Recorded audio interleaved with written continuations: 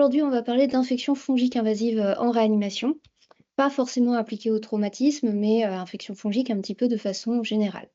Les infections fongiques de façon générale, c'est une pathologie qui est en pleine explosion actuellement dans le monde et dont on parle de plus en plus, que ce soit dans les médias traditionnels avec de plus en plus d'infections, mais aussi au travers de vagues, que ce soit au Canada avec les infections des chauves-souris les blanches, les vagues de champignons noirs en Inde pendant le Covid. Vous avez probablement entendu parler de vagues d'infections à champignons et ça va devenir une infection qui va se développer de plus en plus au fur et à mesure des années.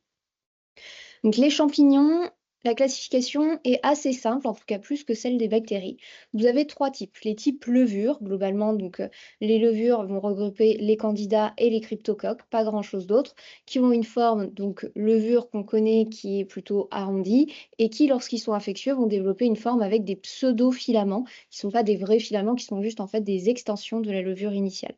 Les deuxièmes types de champignons, ce sont les filamenteux. Donc les filamenteux, eux, pour le coup, ce sont des vrais filaments qui peuvent être septés ou pas, donc avec des séparations ou pas, et qui vont avoir une sorte de forme de ruban. Dans ceux-là, on va retrouver principalement ceux qui vont nous intéresser, l'aspergillus dans les hyphomycètes, les mucorales, et un petit peu après la fusariose, le pseudosporium, qu'on pourra voir de façon plus épisodique. Enfin, on a les champignons dimorphiques, donc eux, ils basculent entre les deux formes. Et dans cela, on trouvera des infections plus rares, l'histoplasmose, les blastomycètes, les coccidioidomycoses, qu'on rencontrera vraiment plus rarement. Je vous ai mis la pneumocystose en plus. La pneumocystose, donc le pneumocystis jirovecii, ça a longtemps été considéré comme un parasite. Et en fait, on s'est rendu compte avec les études génétiques et la phylogénie récente que c'est vraiment un champignon, certes sensible aux antiparasitaires, mais un vrai champignon qui est vraiment à part dans cette phylogénie. Alors, l'épidémiologie, un petit peu pour refaire le point, pour les infections fongiques invasives, on a quand même une incidence qui est en augmentation au cours des dernières années et qui est beaucoup plus importante que ce qu'on pourrait croire. La dernière étude que j'ai trouvée qui date de 2024, l'estimation elle va de 750 000, estimation très basse, à plus de 6 millions de cas par an, avec plus de 2 millions de décès attribuables aux infections fongiques invasives et probablement plus de 3 millions donc, de décès dans lesquels elles sont associées. Au niveau mondial, la première infection fongique invasive qui va prédominer, c'est vraiment les aspergilloses invasives, notamment chez le patient BPCO, avec vous voyez sur le graphique de droite, excusez-moi, de 2 millions d'infections par an et probablement une mortalité attribuable de 200 000 à 1 million par an en soins intensifs, sachant que les patients de soins intensifs sont plus susceptibles d'être infectés et d'avoir une aspergillose invasive, et les patients BPCO encore plus. La deuxième infection fongique invasive, c'est les candidémies et les infections à candidats invasifs. Donc ça, c'est la première en France. En troisième, on aura la pneumocystose qui est drivée par les infections à VIH. De même pour la cryptococcose, particulièrement dans les pays en développement et chez les patients VIH, particulièrement en Afrique. Et l'histoplasmose qu'on voit très peu en France, mais qui est vraiment très importante dans les pays en voie de développement, souvent confondue avec de la tuberculose et particulièrement, encore une fois, chez les patients VIH. En France, les dernières données qu'on a, elles sont assez récentes puisqu'elles datent de 2021. La principale infection fongique invasive, c'est la candidémie. C'est celle qu'on va retrouver chez nos patients, le plus souvent d'ailleurs en réanimation, avec des fongémies à candida, principalement albicans. En deuxième, on va retrouver les pneumocystoses, principalement chez les immunodéprimés. En France, il n'y a pas que les patients VIH, les aspergilloses invasives, puis les cryptococcoses, et en cinquième, on aura plutôt les mucormycoses.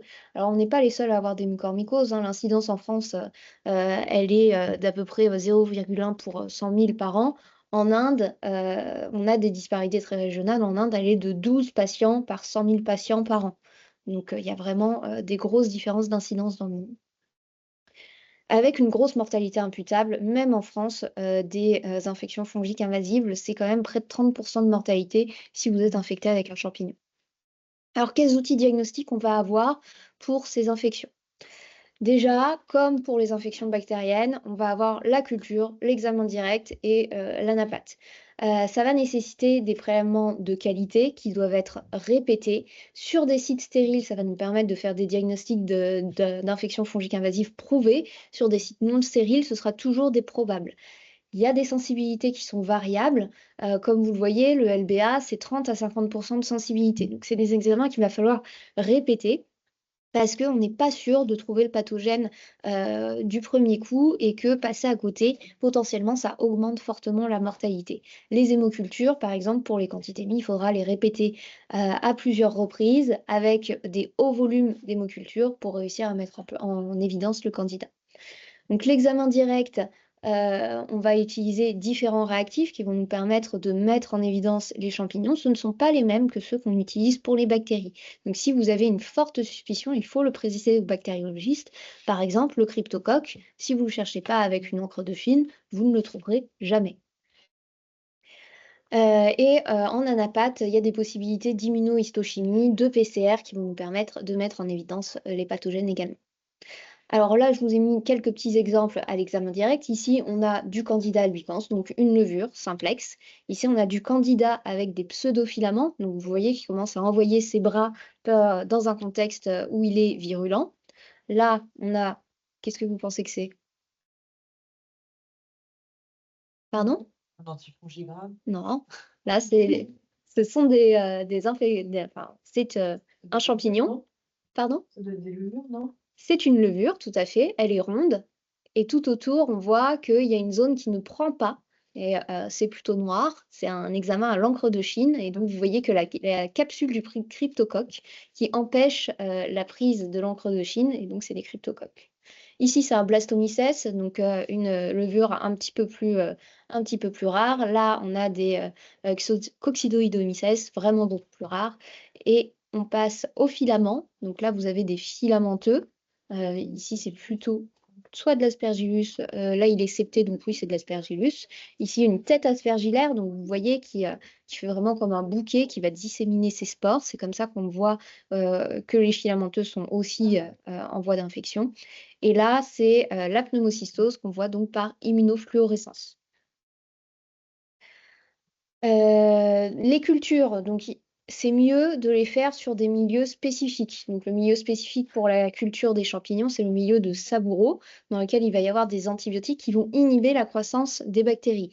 Pourquoi? Parce que si on a un mix, et c'est souvent le cas entre une infection bactérienne et une infection fongique, les infections bactériennes vont dominer le champ de la culture et on ne va pas voir les champignons qui se cachent en dessous. Le temps de culture, il est long. Il faut vraiment garder les cultures longtemps. Si vous le suspectez, il faut le dire au microbiologiste. Parce que pour les levures, ça peut mettre jusqu'à une semaine. Pour les filamenteux, ça peut mettre jusqu'à 3 à 4 semaines. Et encore plus pour les levures très exotiques, mais que nous, on cherchera quasiment jamais. Une fois qu'on a la culture et l'identification de l'espèce par MALDI-TOF, on va pouvoir faire son antifongigramme et savoir à quoi elle est sensible.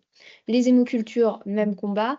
Généralement, on fait des flacons d'hémoculture classiques. Il existe des flacons spéciaux pour les infections mycosiques qu'on utilise beaucoup plus rarement et qu'il faudra aussi laisser longtemps en culture. On a également des biomarqueurs et des PCR qu'on peut utiliser pour les mettre en évidence. C'est à la fois des outils diagnostiques, ça peut aussi être des outils de surveillance dans le cas de certaines infections, notamment à cryptocoque. Des marqueurs pronostiques également. Plus on a un taux élevé sur certains biomarqueurs, plus on va s'orienter vers une sévérité de l'infection et de suivi avec la décroissance de ces marqueurs au cours du temps.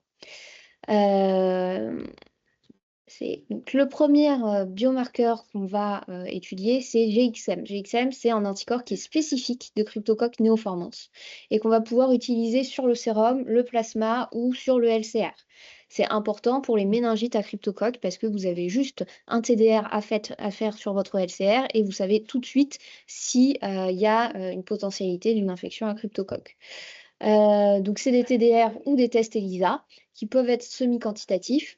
Ils ont une très bonne sensibilité chez le patient VIH.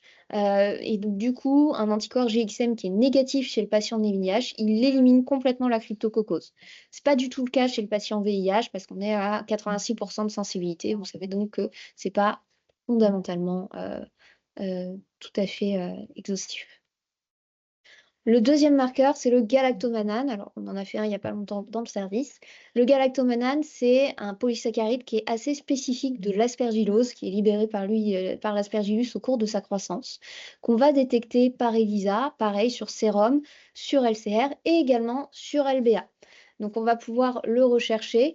Il a une sensibilité qui n'est pas non plus géniale et qui est d'autant plus faible quand on n'est pas chez les patients d'oncohématologie. Donc, c'est vraiment un biomarqueur qui est validé chez les patients d'oncohématologie, qu'on va également utiliser en réanimation, qui a montré qu'il y avait une sensibilité qui n'était pas nulle chez les patients de réanimation ventilée, mais qui est moins bonne que celle des patients d'oncohémato. Qui, eux, vont avoir un screening régulier pour vérifier qu'ils ne s'infectent pas avec une aspergillose. Les cutoffs, c'est 0,5 sur le sérum, 1 sur le LBA à peu près. Et on a des risques de faux positifs. Ils sont quand même assez limités. Mais le principal, c'est si vous avez utilisé des IgIV chez votre patient, là, vous avez forcément un galactomannan qui va être positif et ça ne va pas être utilisable. Il y a eu longtemps un mythe comme quoi la tazocilline croisait et que donc du coup c'était forcément positif avec la tazocilline. Ce n'est plus vrai. Les nouvelles formulations de tazocilline ont montré que ce n'était pas vrai et que donc il n'y avait pas de souci pour le rechercher. Vous n'aurez pas de faux positif chez un patient sous tazo. Quelques réactivités croisées, mais il n'y en a pas tant que ça. Le suivant, c'est le bêta-déglucane. Donc ça, c'est probablement celui dont vous avez le plus entendu parler, celui qu'on utilise le plus souvent. Bon, bah, c'est celui qui va détecter beaucoup de champignons parce que c'est un composant de la paroi fongique. Donc les seuls qui ne vont pas l'exprimer, ça va être ceux qui n'expriment pas ce composant, soit par les mucorales, soit par le cryptocoque qui, lui, a donc sa capsule est encapsulée et donc qui évite de relarguer son bêta-déglucane. Classiquement, on va l'utiliser dans le sang avec des seuils de positivité au-dessus de 80 picogrammes par millilitre. On peut aussi l'utiliser dans le LBA, ce sera fait pour l'aspergillose. On va l'utiliser donc pour les candidémies, pour la recherche de pneumocystose où il va être très élevé et un petit peu pour les filamenteux. Mais du coup, vous voyez que c'est un marqueur qui est panfongique, qui ne va pas vous permettre de savoir exactement ce que vous avez comme champignon qui est en cause. Lui, il a pas mal de faux positifs, notamment le plus important, c'est post-chirurgical. Il y a du bêta-déglucane dans les compresses. Si vous avez un patient qui sort de chirurgie, c'est inutilisable. Ça va être positif, quoi qu'il arrive. En revanche, l'hémodialyse, ça va dépendre de votre membrane de dialyse. S'il y a des membranes de cellulose, il y a des risques de positivité. Pour les IgIV, toujours positif. Les produits dérivés du sang, c'est très variable. Alors oui, la petite limule en haut à droite, c'est parce que c'est un test colorimétrique en fait. Et donc du coup, c'est issu du sang des limules qui ont une protéine G qui va faire un réactif et permettre de colorer en bleu si jamais on a un bêta-déglucane qui est positif. Donc c'est grâce à cette petite bête en haut à droite qu'on a ce test. Donc du coup, comme on disait, très performant dans la pneumocystose avec des taux très élevés et pour les autres, c'est un peu plus aléatoire. Dernier biomarqueur, les mananes, ça c'est à peu près spécifique des candidats, c'est libéré par la paroi du candidat, mais c'est pas extrêmement validé. Il n'y a pas d'études très concluantes ni en réanimation ni en nécrohématologie, donc c'est très peu utilisé. Et dans les recos sur les infections à candidats qui viennent de sortir, c'est pas recommandé. Les PCR, on va avoir pas mal de PCR chez les champignons. Il y a des PCR qui vont être panfongiques de tous les champignons. Il y a des PCR qui sont de plusieurs espèces et il y en a qui sont spécifiques d'une espèce. Globalement, selon ce que vous avez, vous en avez qui sont plus ou moins validés. Les PCR panfongiques, oubliez, franchement, ça ne sert à rien. Dans les PCR d'espèces, vous avez les PCR à candidats assez peu validés, plusieurs espèces. Donc ça veut dire que si vous faites une PCR à candidat, vous n'êtes pas sûr qu'il n'y a pas d'infection à candidat parce que vous ne cherchez que les espèces qui sont dans la PCR, pas les autres. Celles qui sont vraiment bien validées, ce sera les PCR aspergillaires, sur sérum moins, sur LBA plus, les PCR pneumocystose qui sont vraiment bien validés, et les PCR mucormycose qui ont été développés en France depuis 2015, qui sont sur plusieurs espèces et qui ont une très bonne sensibilité et spécificité, mais qui, encore une fois, sont restreintes à certaines espèces et pas au genre complet. Alors, Aspergillose, c'était pour vous montrer qu'effectivement, maintenant, c'est dans les recommandations de recherche d'aspergillose pulmonaire invasive. La PCR est vraiment recommandée. Quels outils on a? Donc, on a pour les bactéries des antibiotiques, pour les champignons des antifongiques. 4 classes, c'est beaucoup plus simple. Les 4 classes principales, donc les azolés que vous connaissez, fluconazole, voriconazole, on en utilise régulièrement. L'amphotéricine B, on va principalement utiliser de l'amphotéricine B liposomale. Les candines, caspofongine, ça va être celle qu'on va utiliser principalement nous en réanimation, et la flucytosine que vous utiliserez beaucoup plus rarement. Alors la flucytosine, en fait, c'est un poison du fuseau qui va avoir une activité fongistatique, en fait, qui est utilisé soit par voie IV, soit par voie pareuse, et qu'on va utiliser très principalement dans le traitement des candidémies. C'est un antifongique qu'on n'utilisera jamais seul parce qu'il y a des risques de résistance et qu'il est, encore une fois, fongistatique et donc ne va pas permettre d'avoir une activité suffisante. On l'utilisera principalement dans les endocardites à candida. Ce sera beaucoup moins dans d'autres indications. Il a une élimination rénale, donc attention chez les patients qui sont insuffisants rénaux, chez les patients qui sont dialysés. Et il a une excellente diffusion, un volume de distribution qui est assez élevé et qui va être augmenté chez le patient de réanimation puisqu'il est assez faiblement fixé aux protéines plasmatiques. Beaucoup de toxicité, c'est un poison du fuseau, c'est aussi un poison du fuseau pour l'homme, donc beaucoup d'effets indésirables, notamment digestifs. L'amphotéricine B et l'ampho-B liposomale, donc du coup, ce sont des polyniènes. On va les utiliser de façon, excusez-moi, on va les utiliser régulièrement en réanimation. Eux ont une vraie activité fongicide bien importante. Ce sont les antifongiques de première intention dans la mucormycose et de deuxième intention pour globalement toutes les infections fongiques. Ça va marcher sur à peu près tout. Leur élimination, donc, c'est principalement urinaire. Il y aura une sécrétion biliaire également et une toxicité rénale qui est importante. Le mécanisme, comme vous le voyez ici, c'est il va avoir une cible sur l'ergostérol membranaire et donc inhiber la création de la paroi membranaire. Les azolés, donc eux, principaux représentants fluconazole, voriconazole qu'on utilisera, ils sont un petit peu différents.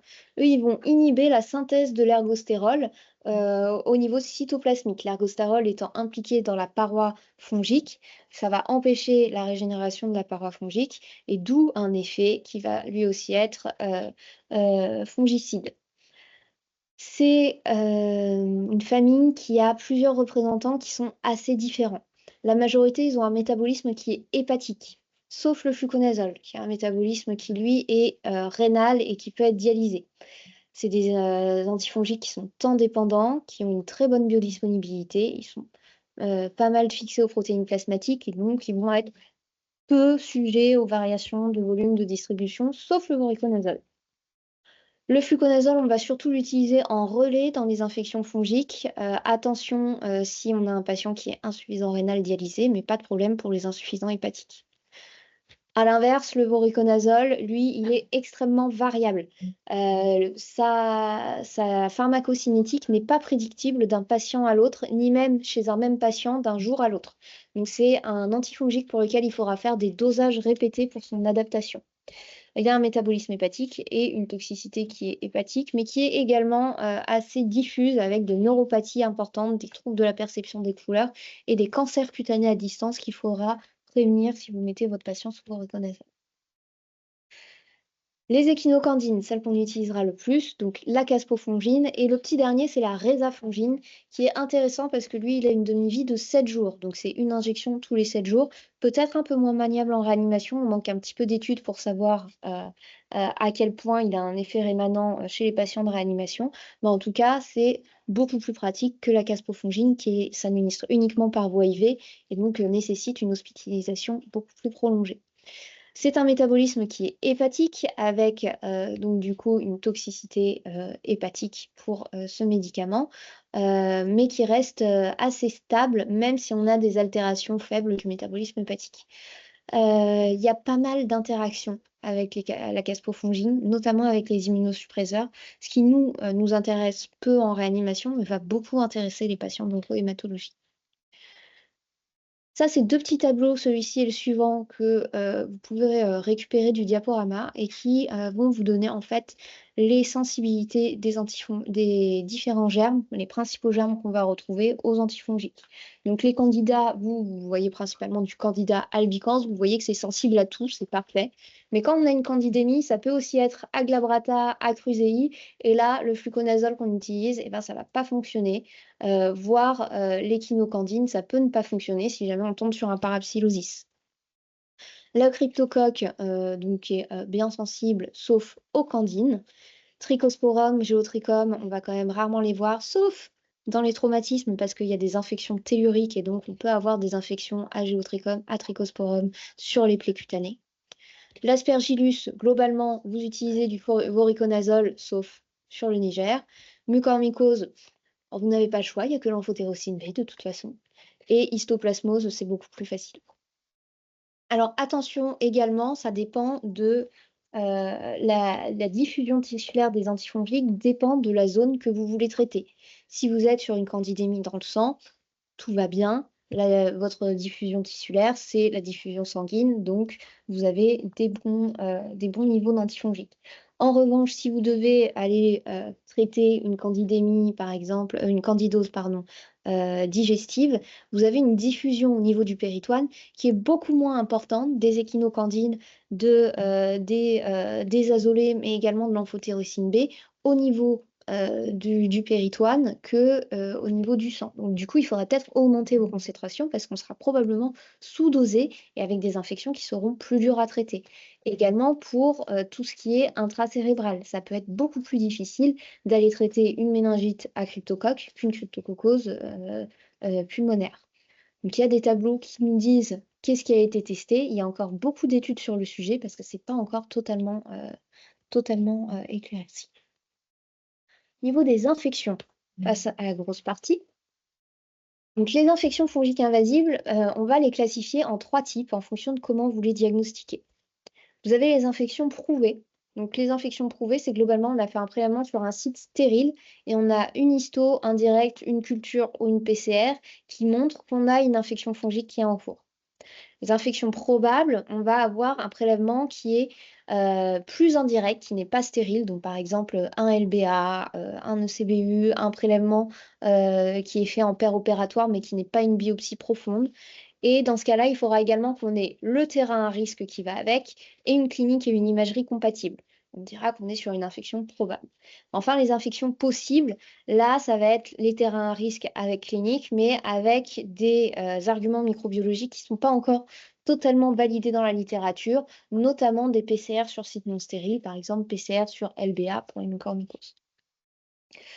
Pour les candidémies, donc les candidémies, c'est les infections à candida qui vont être dans le sang. C'est une fongémie la plus fréquente, avec principalement du candida albicans, mais on peut avoir d'autres germes, principalement si on a une préexposition à des antifongiques ou à des antibiotiques. C'est une incidence qui est en augmentation, avec une forte mortalité attribuable, et une clinique qui est assez pauvre, parce qu'au final, ça va être dur à détecter. On va avoir de la fièvre, on peut avoir un choc, on peut avoir des lésions cutanées distales sur des emboles, mais on ne va pas avoir grand-chose de plus. Donc c'est difficile à suspecter, mais il y a plusieurs facteurs de risque qu'on va retrouver en réanimation. Déjà, rien que le fait d'être en réa et d'avoir un séjour prolongé. Le fait d'être en choc, surtout septique, d'avoir des cathéters veineux centraux avec de la nutrition parentérale, ça augmente le risque de candidémie. Et le fait d'être colonisé à candida de façon pérenne. Ça, c'est pas quelque chose qu'on va beaucoup rechercher, mais si vous avez un patient d'oncohématologie qui rentre et qui a un candidat intrabuccal pour lequel il est traité, bah, il est colonisé à candida. Il sera plus à risque de faire des candidémies. Le moyen diagnostic, c'est les hémocultures qu'on répète, il faut au moins 60 ml, au moins 3 flacons pour réussir à avoir une sensibilité qui est acceptable. Le bêta-déglucane, on en a parlé, la sensibilité, elle n'est pas terrible pour les candidémies. Le manane, non recommandé. Et les PCR, pour le coup, pour le candidat, elles sont pas terribles. Donc vraiment, pour les candidémies, le moyen diagnostic principal, c'est les hémocultures à répéter et à garder en culture pendant longtemps. Qu'est-ce qu'on fait quand on a une candidémie? Ben déjà, on en fait le bilan d'extension. C'est systématique, il faut tout rechercher. La dernière étude de l'ICMM a montré que même si on oublie le fond d'œil, eh ben, ça augmente la mortalité. Donc chacun de ces examens est vraiment important. Le fond d'œil à la recherche d'emboles, le TO à la recherche de végétation et d'endocardite, et un examen, un scanner corps entier pour aller rechercher des abcès à distance sur des emboles fongiques. Le traitement donc, va reprendre déjà le contrôle de la source du point d'entrée. Donc nous, ça veut dire retrait du cathéter. Si jamais on a une infection fongique profonde, traitement du foyer profond. Et le traitement de première intention, c'est les échinocandines. Donc les échinocandines, 14 jours, soit 14 jours de traitement IV par la caspofongine, c'est ce qu'on va mettre nous en première attention, soit peut-être qu'on pourra switcher un peu plus tard pour de la résafongine. Si l'infection est bien contrôlée, on peut commencer une désescalade par fluconazole, plutôt péros à partir de J5, c'est-à-dire pas de nouvelle hémoculture, pas de fièvre, un patient qui s'améliore cliniquement, qui n'est plus choqué et qui peut reprendre une alimentation péros. En réanimation, ça va quand même être assez rare. Si jamais vous ne pouvez pas utiliser d'échinocandine, au hasard parce que votre patient est insuffisant hépatique, vous pouvez utiliser de l'amphotéricine B. Oui, donc il faut vraiment bien tout faire, sinon ça augmente la mortalité. La pneumocystose, donc qui n'est pas un parasite. La pneumocystis jirovecii et carini, c'est un germe qui va avoir une transmission interhumaine élevée tout au long de notre vie. On est constamment colonisé par du pneumocystis et on l'élimine aussi constamment. Qui va avoir un cycle infection-élimination où on va récupérer donc des champignons en intra-voie aérienne qui vont se développer, créer des cystes et se relâcher dans l'environnement. C'est un champignon qui ne se cultive pas, donc il est difficile à mettre en évidence parce qu'on ne peut pas le cultiver. Donc si vous le recherchez, c'est forcément par de l'examen direct, de l'immunofluorescence ou de la PCR, mais vous ne le mettrez pas en évidence en culture, et qui est assez résistant à la grande majorité des antifongiques qui va se traiter plutôt par antiparasitaire. Il y a une mortalité qui est élevée et qui est d'autant plus élevée que le patient est immunodéprimé, notamment le patient VIH. Il va falloir le suspecter et le rechercher de façon régulière chez le patient VIH. C'est corrélé au taux de CD4. À partir du moment où vous avez moins de 200 CD4, vous avez un risque élevé. Cependant, ça peut aussi être retrouvé chez des patients qui ne sont pas VIH, notamment les immunodéprimés, qui vont avoir un moins bon pronostic, mais aussi les patients qui sont pas forcément classés dans nos têtes comme immunodéprimés, mais qui sont les patients qui sont sous corticothérapie, qui sont sous inhibiteurs de BTP, qui ont des immunosuppresseurs, du méthotrexate, par exemple, les patients qui ont une polyarthrite rhumatoïde, ils sont à risque aussi de faire une pneumocystose. On y pense devant quoi? Devant une fièvre, une toux, une dyspnée, plutôt une toux sèche, une radio anormale avec des infiltrats et quelque chose qui est assez pathognomonique, c'est si vous avez un pneumothorax spontané fébrile, pensez-y. À l'imagerie, on va avoir des images assez versatiles. Des condensations, c'est plutôt rare. On aura plutôt, comme ici, un petit peu soit d'infiltrat, soit ça y est, j'ai perdu. Euh, Bon, je fais un lapsus, tant pis. Soit des atteintes fibrotiques comme ici, avec potentiellement après des bulles qui vont se créer. On peut avoir du crazy paving également qui se crée avec des atteintes qui sont assez diffuses. Et puis après, le pneumothorax. Et à la phase tardive, non traitée, on aura vraiment un poumon vraiment mité avec de la fibrose diffuse. Les recommandations donc, pour diagnostiquer une pneumocystose prouvée, c'est examen direct ou immunofluorescence sur tissu LBA ou expecto-induite, donc le patient n'est pas forcément intubé. Et pour le probable, il va nous falloir les critères clinico-radiologiques, les facteurs d'hôte, et soit un bêta-déglucane, soit une PCR positive sur un prélèvement respiratoire. Globalement, pour nous, les recos, c'est si jamais on cherche la pneumocystose, qu'est-ce qu'on va faire? Soit on peut faire un LBA. Si on fait un LBA, dans ce cas-là, on va faire une PCR de l'immunofluorescence dessus et ça va nous permettre de faire le diagnostic. Soit on ne peut pas faire de LBA parce que notre patient il est trop grave sur le plan respiratoire et dans ce cas-là, on va faire un sérum, un bêta-déglucane sur sérum. Dans ce cas-là, soit il est négatif, et dans ce cas-là, on peut éliminer la pneumocystose chez les patients qui sont immunodéprimés uniquement, soit il est positif, et dans ce cas-là, ben, on sait qu'on a une pneumocystose probable. Ce sera des titres élevés. Si vous avez un bêta-glucane qui est aux alentours de 80-90, soit vous avez un début de pneumocystose, soit c'est pas ça, il faut chercher autre chose. Le traitement, c'est du Bactrim, en première intention, qui est aussi donc du coup la prophylaxie que vont prendre les patients immunodéprimés, que ce soit VIH ou patients d'oncohématologie, et avec une corticothérapie adjuvante chez les patients VIH, qui va permettre d'améliorer l'efficacité du traitement et de diminuer la réaction immunitaire. À l'inverse, pas besoin de corticothérapie chez les patients qui sont non VIH. L'amélioration, elle est rapide sous traitement. Si on n'a pas d'amélioration, il faut penser qu'il n'y a pas que de la pneumocystose et il faut chercher la co-infection, surtout la co-infection bactérienne. La pneumocystose fait le lit des co-infections bactériennes. On passe à l'aspergillose pulmonaire invasive. Donc l'aspergillose, c'est la première cause d'infection fongique à champignons filamenteux. Donc filamenteux, vous vous souvenez, c'est ceux qui sont en forme de ruban en France. Ça va principalement concerner les patients immunodéprimés, mais pas que, et notamment en réanimation. On se contamine tous les jours, nous, il y a de l'aspergillose partout, hein. En fait, il y en a dans les sachets de sel, il y en a des sachets de poivre, il y en a sur vos oranges, il y en a dans le sol, tout autour de nous. Donc on est constamment en contact avec des spores qu'on inhale, mais avec lesquels on ne s'infecte pas sur un poumon sain. C'est des infections qui sont sévères avec une mortalité qui va de 30 à 50, voire 60%, et d'autant plus chez les patients immunodéprimants en réanimation, avec une incidence qui est en augmentation. On a plusieurs espèces au sein du genre Aspergillus. L'espèce principale, celle que vous avez sûrement déjà rencontrée ou en tout cas entendue, c'est Aspergillus fumigatus.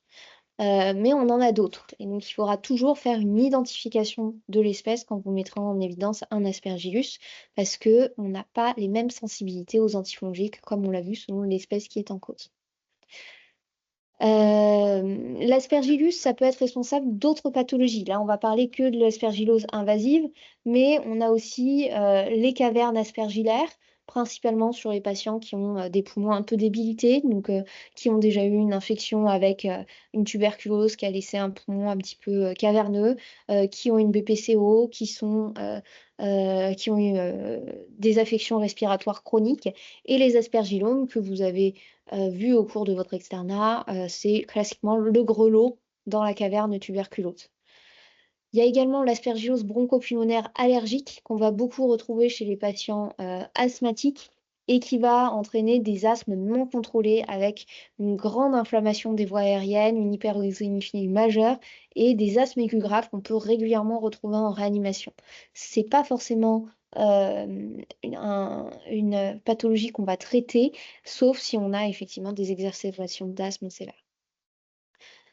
Le terrain pour l'aspergillose pulmonaire invasive, donc ça va être les immunodéprimés selon les critères de l'ERTC. L'ERTC, c'est l'Organisation européenne pour la recherche et le traitement des cancers. C'est eux qui ont défini ça et c'est sur ces critères-là qu'on se base. Ces critères d'immunodépression, globalement, ça va être les hémopathes, les transplantés, les patients VIH, les patients sous immunosuppresseurs, les patients sous corticothérapie. En réanimation, on va avoir un autre terrain, c'est les patients qui ont une grippe ou les patients qui ont un Covid. Ils sont beaucoup plus à risque de se faire une aspergillose pulmonaire invasive.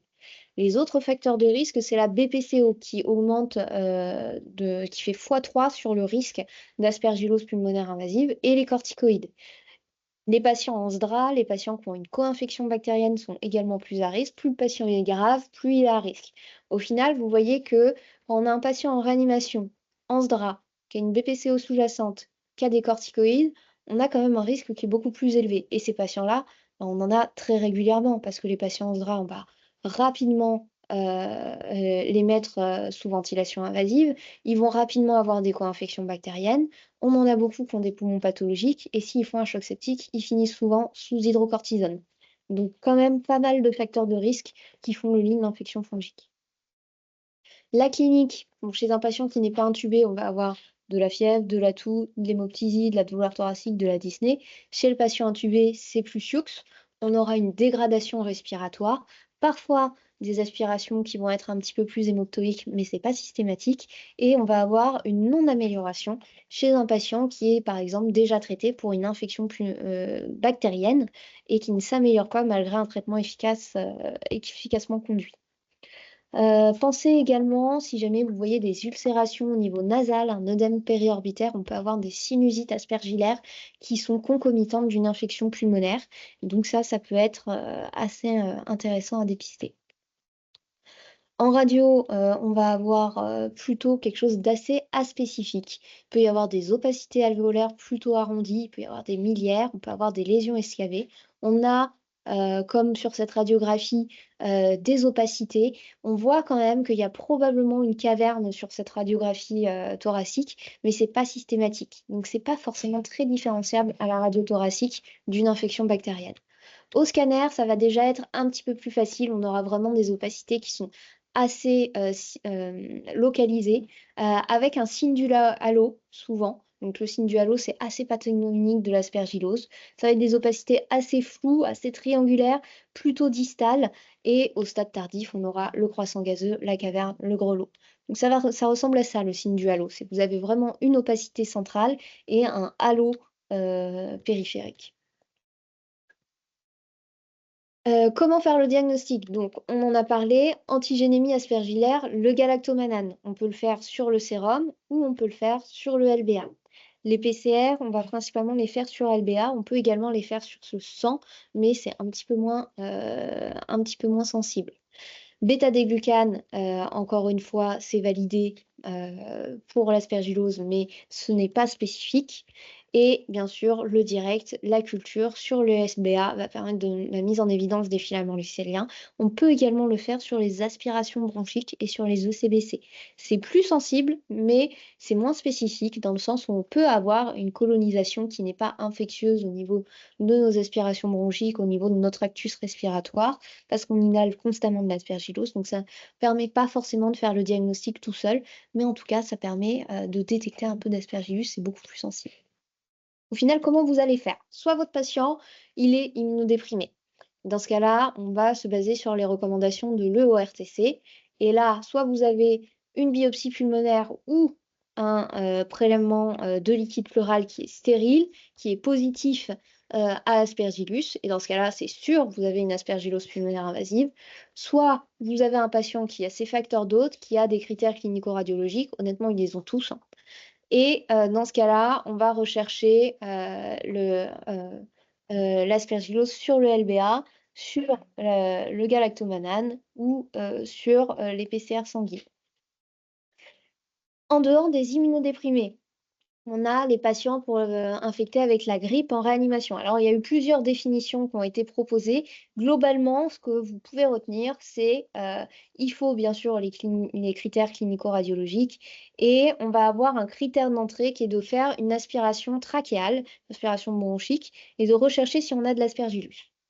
Si on en a, on peut se dire on est sensible, on en a beaucoup, ça ne permet pas de faire le diagnostic, mais ça permet de se dire ok, on va aller faire un LBA, et là, s'il est positif, on a une infection à Aspergillus. Si vous faites directement le LBA, bien sûr, vous pouvez diagnostiquer directement vos aspergillose pulmonaire invasive.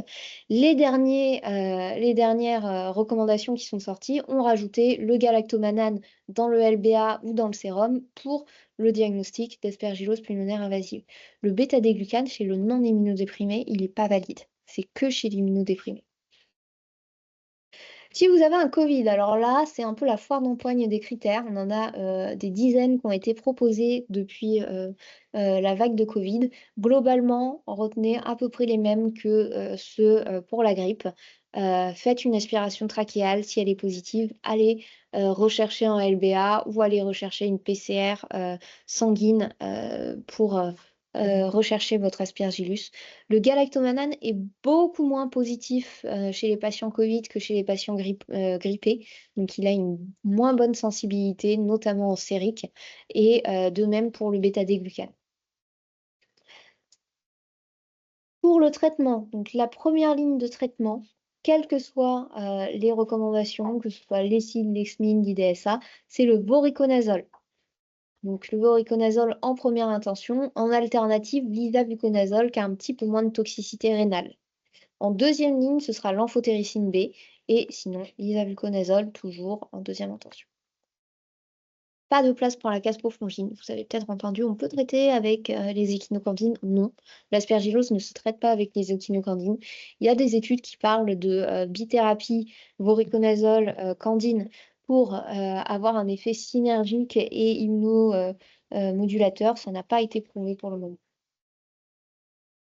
Au niveau de la durée de traitement, eh ben, c'est difficile de vous dire parce que, en fait, on n'a pas d'études sur le sujet. C'est un traitement qui doit être prolongé, ça va être plusieurs semaines, probablement au-delà d'un mois.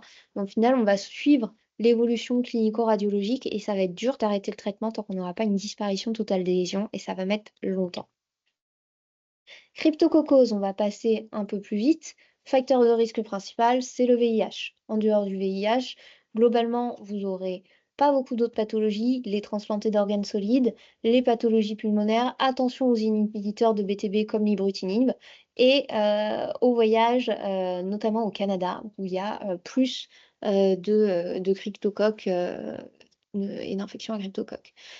Plus chez le patient VIH qui revient d'Afrique, où il y a une incidence qui est quand même bien augmentée. C'est la première cause de méningite en Afrique. C'est une mortalité qui est énorme, avec près de 50% de mortalité, et la première cause de décès des patients VIH dans les pays en voie de développement. On a principalement donc les méningites à Cryptocoque néoformans, mais on a aussi des cryptocoses disséminées et pulmonaires qui vont nous entraîner des tableaux à type un peu de miliaire tuberculeuse avec une toux, une dyspnée chronique qui va évoluer. Pensez à regarder la peau de vos patients. Vous ne voyez pas très bien sur l'écran, mais ça va donner des lésions érosives creusées qui vont être un petit peu disséminées sur le corps. Si vous avez un patient VIH avec ce type de lésion, il faut y penser. À la radiographie, donc on va avoir des opacités un petit peu disséminées et on peut avoir des grosses condensations également, mais cette fois-ci sans halo. Pour le moyen diagnostic de la méningite, bah, c'est la ponction lombaire, hein, on en a parlé. Vous pouvez mesurer la pression d'ouverture. Dans les méningites à cryptocoque, vous aurez une pression d'ouverture qui est très élevée, c'est-à-dire que quand vous mettrez votre aiguille, que vous arriverez à avoir du liquide céphalorachidien, il va sortir, pas en jet, mais presque. C'est vraiment très important, comme quand vous faites une brèche alors que vous venez de faire une péridurale. Vous avez beaucoup de liquide qui va sortir. Ça, c'est assez pathognomonique. Sur le LCR, donc vous allez rechercher GXM, l'antigène spécifique du cryptocoque, et puis demander spécifiquement la recherche de cryptocoque à votre mycologiste préféré pour qu'il recherche avec les bonnes colorations et qu'il fasse la culture correcte. On va également le rechercher en sanguin pour GXM et on peut faire des hémocultures mais qui seront plus difficiles à mettre en évidence.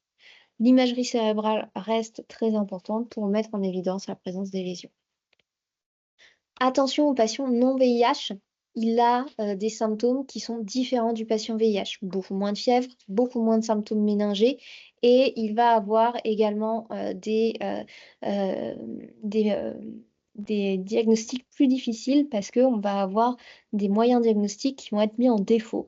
Par exemple, on aura beaucoup moins de positivité de GXM sur le LCR, avec, vous voyez, 97% de positivité chez les patients HIV+, que 86% chez les non-VIH.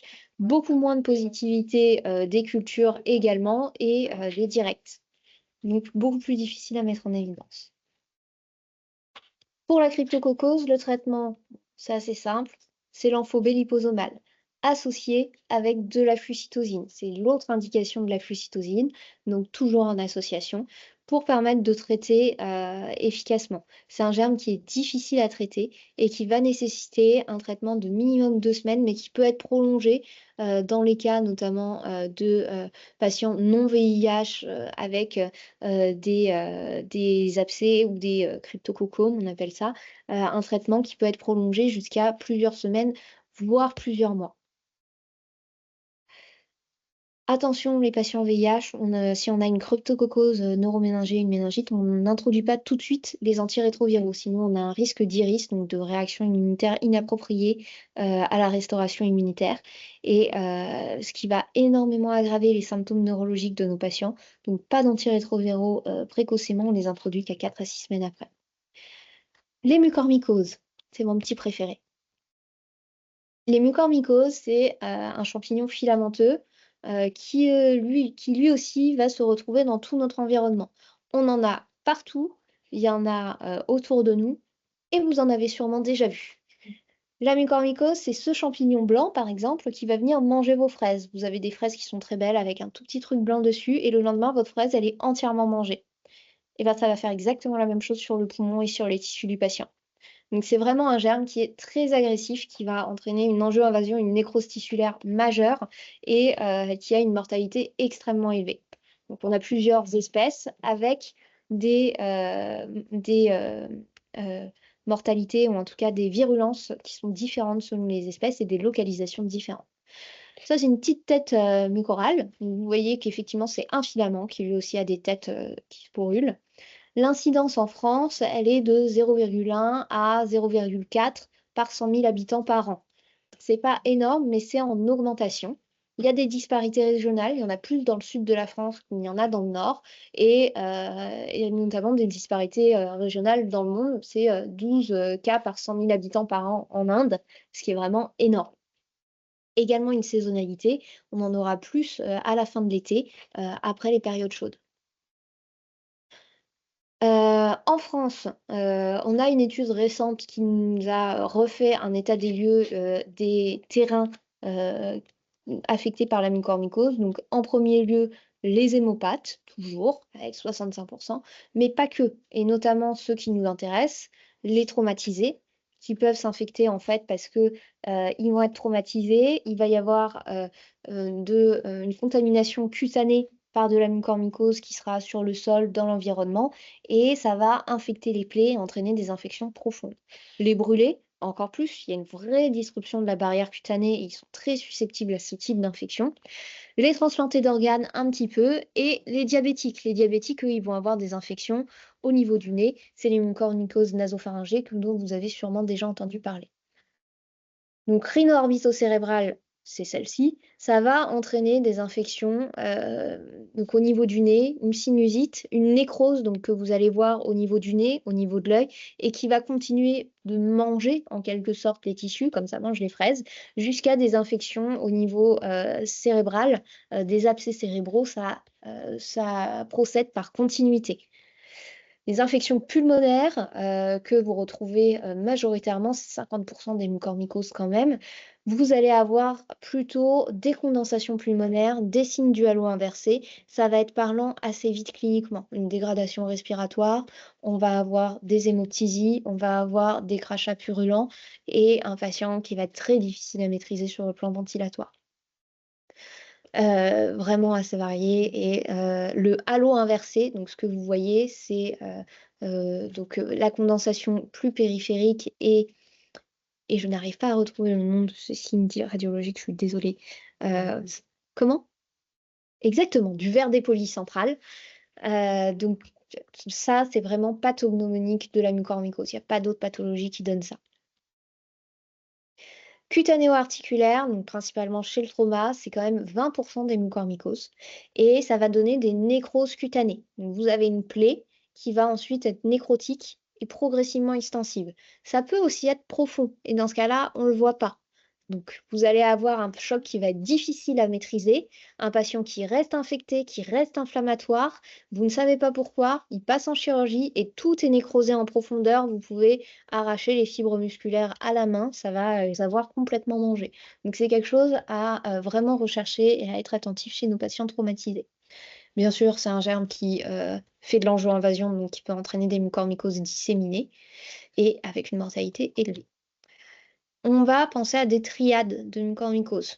Le diabète, c'est très associé avec les mucormycoses rhino-orbitocérébrales, principalement quand il est déséquilibré, et avec une espèce qui est Rhizopus arisus.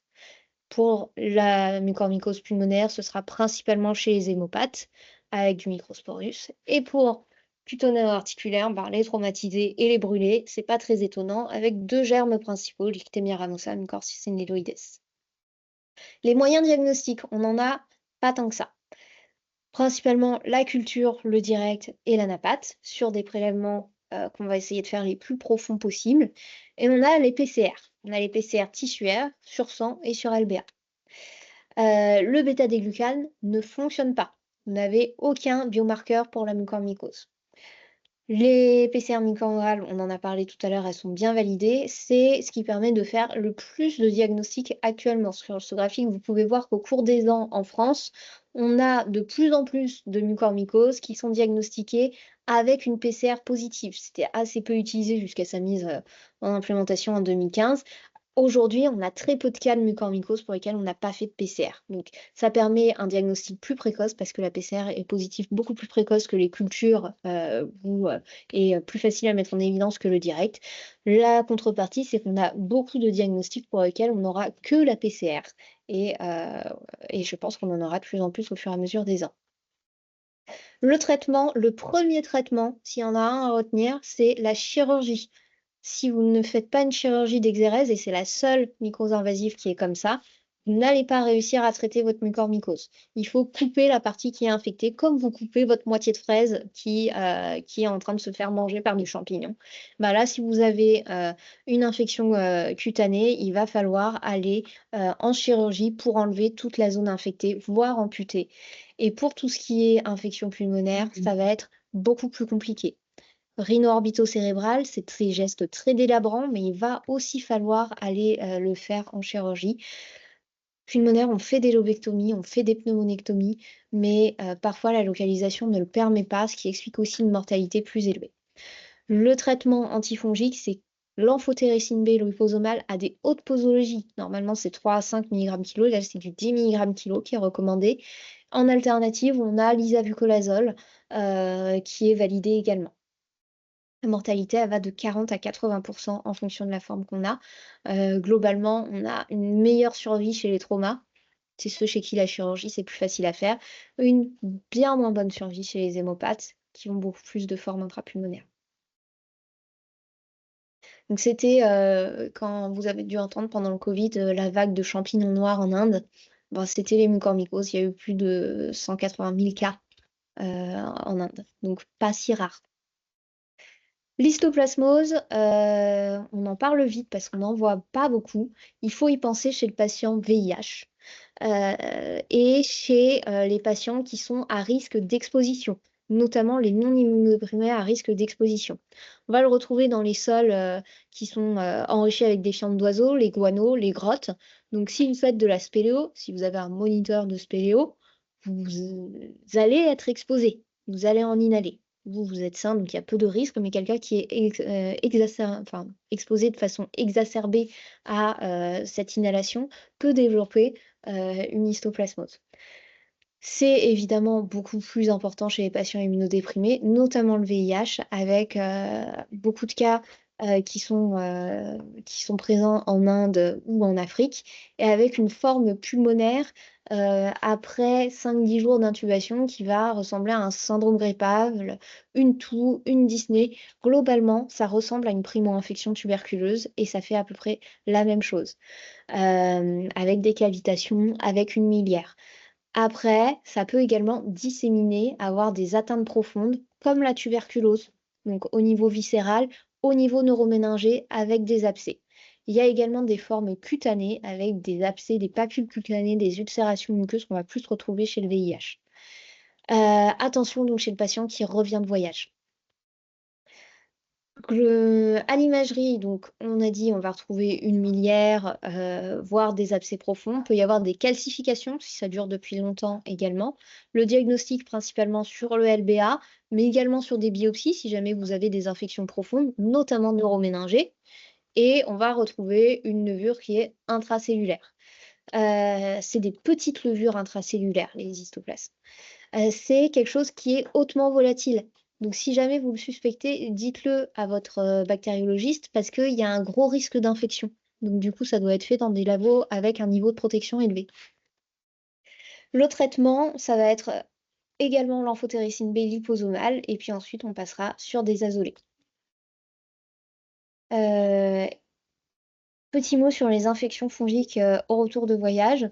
On a des incidences d'infections fongiques qui sont très différentes selon les pays. Donc, si vous avez un patient qui revient de voyage, qui est immunodéprimé, ou qui a eu un traumatisme et qui présente des symptômes assez importants et c'est pas une bactérie, pensez à l'infection fongique. Au Canada, donc on pense au cryptocoque. En Inde, on pense à la mucormycose. On pense à l'histoplasmose au retour de voyage en zone en développement. Il y a plein d'infections comme ça qui vont venir à l'esprit. Et merci pour votre attention. Est-ce que vous avez des questions?